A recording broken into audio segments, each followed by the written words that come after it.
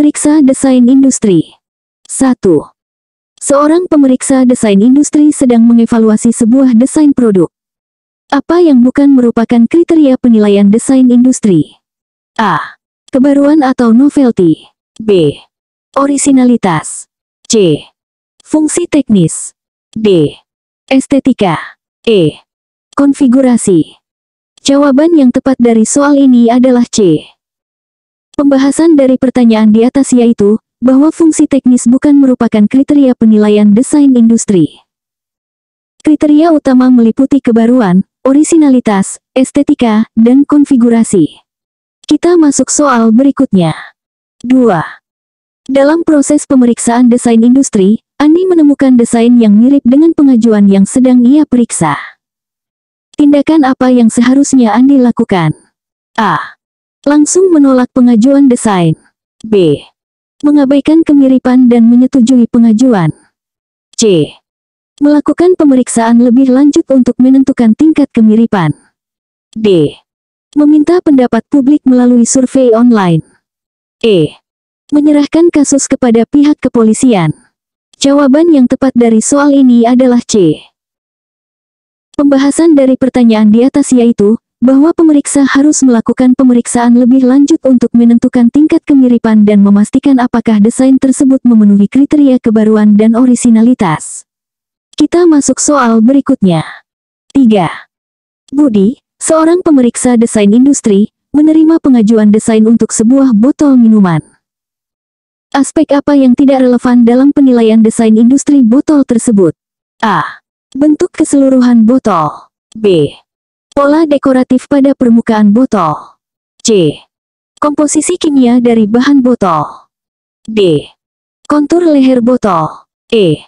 Desain tutup botol. Jawaban yang tepat dari soal ini adalah C. Pembahasan dari pertanyaan di atas yaitu, bahwa komposisi kimia dari bahan botol tidak relevan dalam penilaian desain industri, karena fokus penilaian adalah pada aspek visual dan estetika, bukan pada karakteristik teknis atau material. Kita masuk soal berikutnya. 4. Dalam konteks hak desain industri di Indonesia, berapa lama jangka waktu perlindungan yang diberikan? A. 5 tahun. B. 10 tahun. C. 15 tahun. D. 20 tahun. E. 25 tahun. Jawaban yang tepat dari soal ini adalah B. Pembahasan dari pertanyaan di atas yaitu, bahwa berdasarkan Undang-Undang Nomor 31 Tahun 2000 tentang Desain Industri, jangka waktu perlindungan hak desain industri di Indonesia adalah 10 tahun terhitung sejak tanggal penerimaan. Kita masuk soal berikutnya. 5. Seorang pemeriksa desain industri menemukan bahwa sebuah desain yang diajukan memiliki unsur fungsional yang dominan. Apa implikasi dari temuan ini? A. Desain tersebut harus ditolak. B. Desain tersebut harus didaftarkan sebagai paten. C. Desain tersebut harus diubah menjadi merek dagang. D. Desain tersebut dapat diterima tanpa syarat. E.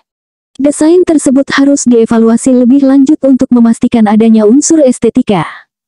Jawaban yang tepat dari soal ini adalah E. Pembahasan dari pertanyaan di atas yaitu, bahwa desain industri fokus pada aspek estetika, bukan fungsional.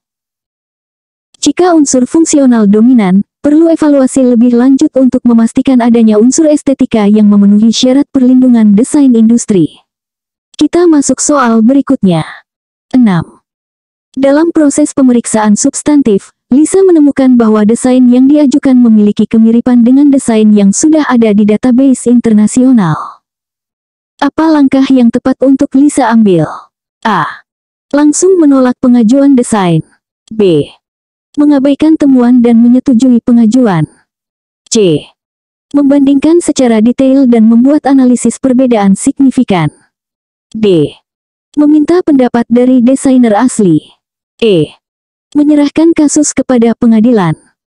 Jawaban yang tepat dari soal ini adalah C. Pembahasan dari pertanyaan di atas yaitu, bahwa Lisa harus membandingkan secara detail dan membuat analisis perbedaan signifikan antara desain yang diajukan dengan desain yang ada di database untuk menentukan apakah desain tersebut memenuhi kriteria kebaruan dan orisinalitas. Kita masuk soal berikutnya. 7. Apa yang dimaksud dengan grace period dalam konteks pendaftaran desain industri? A. Periode di mana desainer dapat mengubah desainnya. B. Jangka waktu perlindungan desain industri. C. Periode di mana desain dapat dipublikasikan tanpa kehilangan kebaruan. D. Waktu yang diberikan untuk membayar biaya pendaftaran. E. Masa percobaan untuk penggunaan desain industri. Jawaban yang tepat dari soal ini adalah C. Pembahasan dari pertanyaan di atas yaitu, bahwa grace period adalah periode di mana desainer dapat mempublikasikan desainnya tanpa kehilangan aspek kebaruan untuk keperluan pendaftaran. Di Indonesia, periode ini adalah 6 bulan sebelum tanggal penerimaan. Kita masuk soal berikutnya.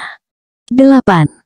Seorang pemeriksa desain industri menerima pengajuan desain untuk sebuah interface pengguna digital. Apa tantangan utama dalam menilai desain ini? A. Menentukan kebaruan dalam konteks digital yang cepat berubah. B. Menilai aspek fungsional dari interface. C. Mengukur kecepatan loading interface. D. Mengevaluasi keamanan data pengguna. E. Menghitung jumlah elemen dalam interface. Jawaban yang tepat dari soal ini adalah A. Pembahasan dari pertanyaan di atas yaitu, bahwa tantangan utama adalah menentukan kebaruan dalam konteks digital yang cepat berubah, karena tren desain interface berevolusi dengan cepat dan banyak elemen yang mungkin sudah umum digunakan. Kita masuk soal berikutnya. 9. Dalam proses pemeriksaan, Rini menemukan bahwa sebuah desain memiliki unsur yang melanggar norma agama. Apa tindakan yang seharusnya diambil Rini? A. Menyetujui desain karena kreativitas tidak boleh dibatasi. B. Menolak desain karena melanggar syarat pendaftaran desain industri. C. Meminta desainer untuk menghapus unsur yang melanggar. D. Mengabaikan temuan karena bukan bagian dari kriteria penilaian. E. Meneruskan kasus ke Kementerian Agama. Jawaban yang tepat dari soal ini adalah B. Pembahasan dari pertanyaan di atas yaitu, bahwa desain yang mengandung unsur yang melanggar norma agama tidak dapat didaftarkan sebagai desain industri di Indonesia. Rini harus menolak desain tersebut karena melanggar syarat pendaftaran. Kita masuk soal berikutnya. 10. Apa yang dimaksud dengan multiple application dalam pendaftaran desain industri? A.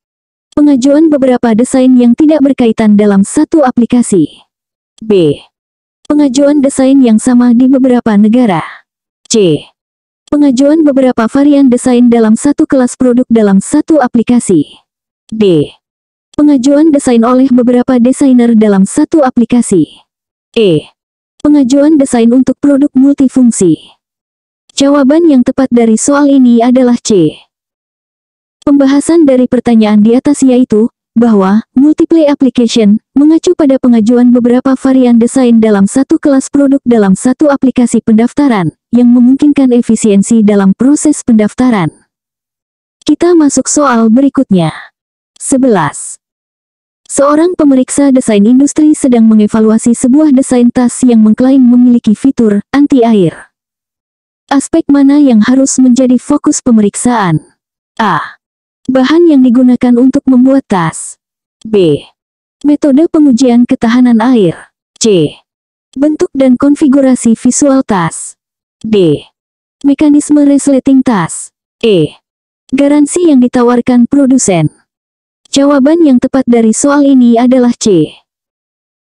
Pembahasan dari pertanyaan di atas yaitu, bahwa fokus pemeriksaan desain industri adalah pada aspek visual, yaitu bentuk dan konfigurasi tas, bukan pada aspek fungsional seperti ketahanan air atau mekanisme teknis. Kita masuk soal berikutnya. 12. Dalam konteks klasifikasi Locarno, apa yang dimaksud dengan kelas? A. Tingkat kesulitan desain. B. Kategori produk berdasarkan fungsi atau tujuan. C. Peringkat popularitas desain. D. Kelompok desainer berdasarkan keahlian. E. Sistem penilaian kualitas desain. Jawaban yang tepat dari soal ini adalah B. Pembahasan dari pertanyaan di atas yaitu, bahwa dalam klasifikasi Locarno, kelas mengacu pada kategori produk berdasarkan fungsi atau tujuannya, yang membantu dalam pengorganisasian dan pencarian desain industri. Kita masuk soal berikutnya. 13. Apa yang dimaksud dengan industrial applicability dalam konteks desain industri? A.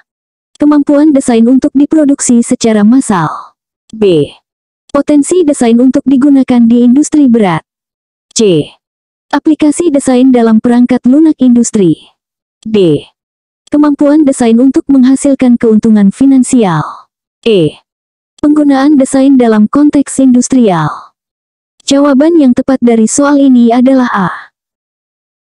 Pembahasan dari pertanyaan di atas yaitu, bahwa industrial applicability mengacu pada kemampuan desain untuk diproduksi secara massal menggunakan proses industri, yang merupakan salah satu syarat untuk perlindungan desain industri. Kita masuk soal berikutnya. 14. Seorang pemeriksa desain industri menerima pengajuan untuk desain kemasan produk makanan. Aspek apa yang tidak relevan dalam penilaian desain industri kemasan tersebut? A. Bentuk keseluruhan kemasan. B. Pola grafis pada permukaan kemasan. C. Komposisi nutrisi produk makanan. D. Konfigurasi bukaan kemasan. E. Tata letak elemen visual pada kemasan. Jawaban yang tepat dari soal ini adalah C. Pembahasan dari pertanyaan di atas yaitu, bahwa komposisi nutrisi produk makanan tidak relevan dalam penilaian desain industri kemasan, karena fokus penilaian adalah pada aspek visual dan estetika kemasan, bukan pada konten produk di dalamnya. Kita masuk soal berikutnya. 15.